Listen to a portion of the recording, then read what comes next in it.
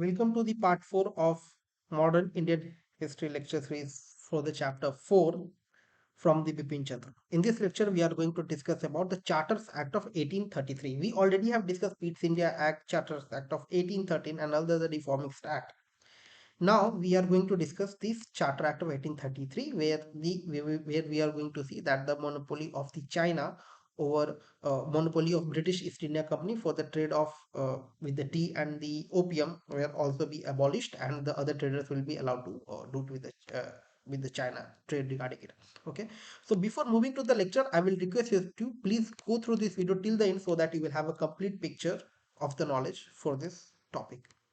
Moving ahead to this lecture, in previous session we had in the previous session we have discussed that uh, the British East India Company, uh, their trading rights, their trading monopoly was snatched, but with respect to the trading for tea and opium, company had monopoly with regards to China, okay. So British East India Company had the like trading rights of the tea and opium of the monopoly rights with the China. So that was one aspect. Now in this Charters Act of 1833, this monopoly will also be snatched, and now other European traders will be allowed to trade with tea and respect to the subject of tea and opium with China. So that was one of the main key point of the 1833 uh, Charters Act. So, and another thing was like whatever the debt of the company will be there, that will be taken by the government of India. That will continue to run under the company under the strict control of Board of Control. As remember in the Pitt's India Act, we have discussed that the two boards were formed. One was the Court of Directors, and another was the strict Board of Control that he used to look into the military affairs and all. Okay, so now this debt of the company were to be taken over the government of India, that will come strictly under the Board of Control. And now we will see that the Governor General of India will be formed in this Charters Act of 1833. Earlier, it was like for the Governor General will be of Bengal, Governor General will be of Madras and of Bombay. Now there will be only one. So it is like now through this Charters Act, now British will make India an official colony. Okay, an official colony. Through this act, if you ask anyone, like if someone asks like from when India became officially the colony of British, so it was after the Charters Act of 1833. India became officially the colony of British Empire. Okay. So all the above acts subordinated under the government of India and company under the British government. So whatever the acts of subordination happened, all will come under the government of India. And at the same time, it was not possible to monitor daily activities from 6,000 miles. That was one of the drawback for all the acts that was imposed. Thus, supreme authority in India was designated or delivered to the Governor General in Council. Okay. Now the Governor General Council will be the supreme board that will be direct contact with the British Crown. Okay. So a new system of administration was introduced with the aim to get maximum economic exploitation in the favor of British interest. Remember, it was whatever the changes are going to happen will not be in the favor of the Indian people. It will be completely whatever the acts will be imposed, whatever the interest will be there, the main interest will be to increase their business and earn more profit that will be their only aim. So Lord Cornwallis, the Governor General, defined two primary objectives of the British government. One was to ensure political safety. There should not be any movement or anything against this government in India. and another was to render possession of the country as advantageous as possible to East India Company and the British nation. It is like just to drain wealth, okay, to use the resources from India and put up into the British for the exploitation. Like it was completely the exploitation of India with respect to the economy and all. Okay, so that was their main aim. One was the political safety. That political safety means what? That their position should be maintained, like they will have a control over all the administration work going throughout the country. And second one was to maintain or whatever the profit, maintain the maximum profit throughout the country. Okay, so the features of Charters Act of 1833. What were the features of the Charters Act of 1833? We have discussed, that was a whole summary about that. Now we are going to discuss like point by point. So what the features of the Charter Act of 1833? The company's commercial activities were closed down and it was made into an administrative body of the British Indian possession. So now there is nothing called a company or British East India Company there. It will be completely subordinated under the British government. Okay. Now the company's trade link with China were closed down. That monopoly kind of thing that were happening with the trading with the uh, opium and tea things, because now the company concept is going to close down and it will be like British government is there. Now it is the government thing, and all the traders will have the right to trade with anyone present in the Asia. Okay, so now the company rights will be abolished and now the British government will be there, and officially India will become the colony of British Empire. So this act permitted the English to settle freely in India, and this act legalized the British colonization of the country. So earlier it was like they never claimed India as their colony. It was like a company is there, who is doing business from India. But now there is no company, and it is the British government who is doing business with two motives. One, to earn maximum profit to the company, and second is to maintain political stability. Okay, political stability.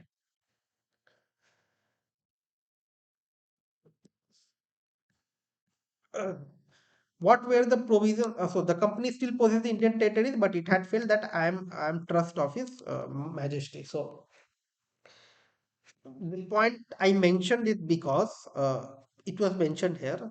I copied from the resource from the online.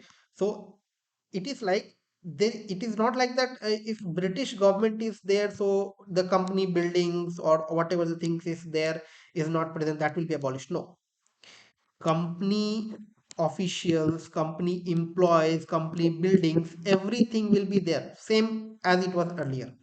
But now this will come under the British government, and it is like British government is trusting the company that okay, I believe you won't do anything wrong, and I believe you that you will give profit to me.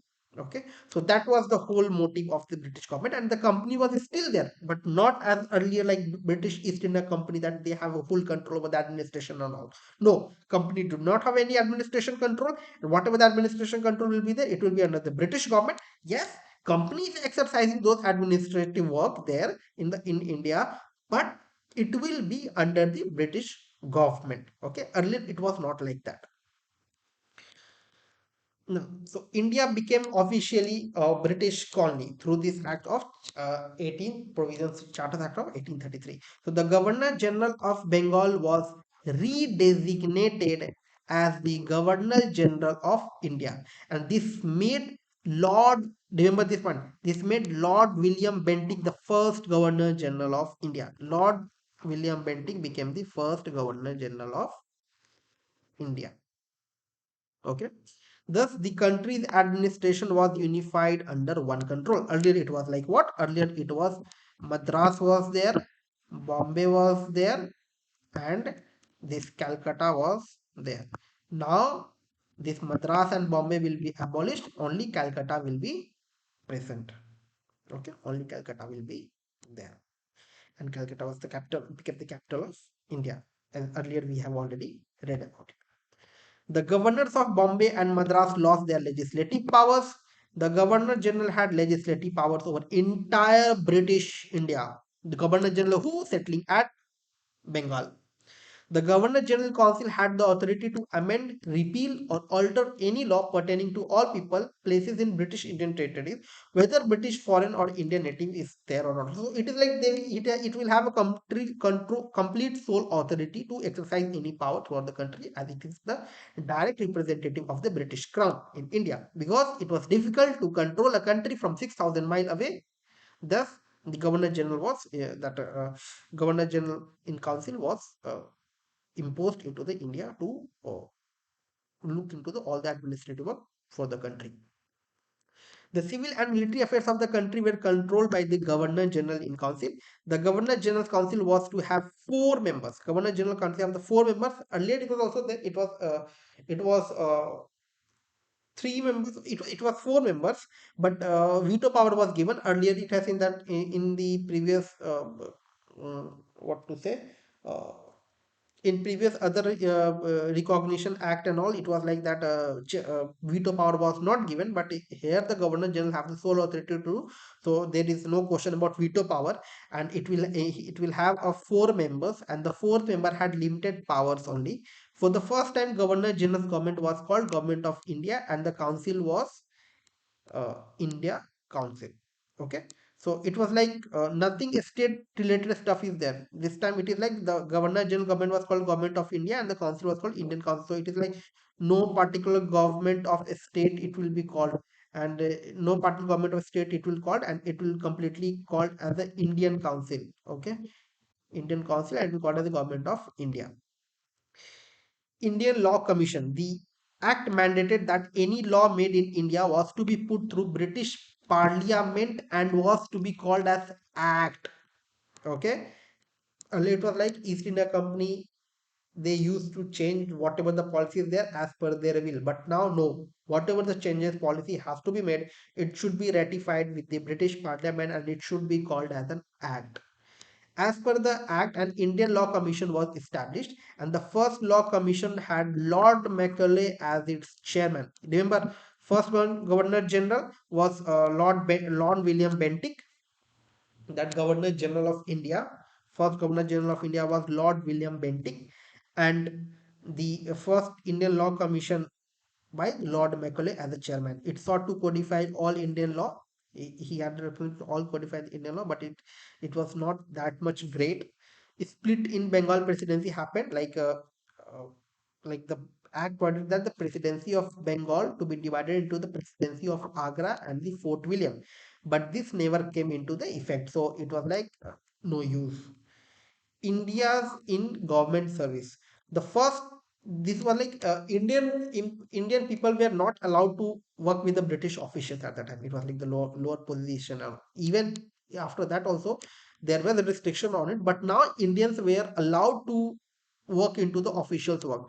So this was the first act, this Charter Act of 1833. This Charter Act of 1833 was the first act that gave permission for the Indians to have a share in the country's administration.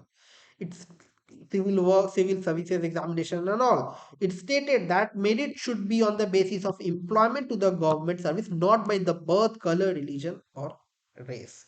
We will see that when the civil service examination will be allowed for the Indians as well. Okay, right now it is not given. The slavery. This act provided for the mitigation of the slavery existing in India at the time. Slavery will not be allowed, and the British Parliament abolished slavery in Britain as well and its possession in 1833. So whatever the things are going on in other countries in the Britain as well, they completely removed the slavery for the Indians. Okay, slavery concept for the Indians and all. But in the Africa, it was going on. Okay, so don't consider that they were so kind and all. Okay, but through this act, they made all those provisions. Till toward Christianity.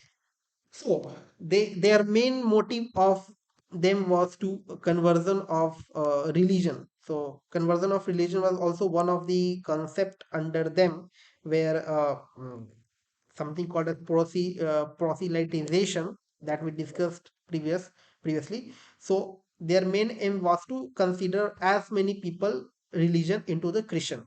Okay, so that was officially declared by them, officially recognized by the British government. Okay, so they allowed the bishops and all to rest in India and convert the religion of the peoples. Now, regarding that conversion, I will just give 1 or 2 minutes regarding that. See what happened. People of India were already oppressed. Okay. Now, within that people, the lower caste, the untouchables, the lower caste people were too much oppressed. The economic was the another factor. Another factor, the higher caste people did not recognize them. Untouchable things are not there. Thus, these lower caste people who were oppressed by the religion as well, they got good option to change their religion into Christianity. So the most of the people, they took this as a good point where they started to take a conversion to Christianity. Okay, they started to take conversion into the Christianity. So for them it was a good thing. Okay, but Indians are Indian. They love their religion too much. So there was a good number of transfer of religion from one religion to another, but later it was like they are touching our traditional religions and customs and things. So middle class people and the upper class people, they think that it is like directly hurting their religions and all. So there were lots of voice raised against such things to not touch the religion of Indians. Okay, and British faced those things through the revolt of 1857 and all. So they British understood that we should not touch the traditional part of the Indian culture. Rather than we can use those traditional things where the people are divided into the caste, sects, religions, different divisions with the varnas and all are present. They understood that we can use those things as a divide and rule concept. Okay, as a divide and rule concept.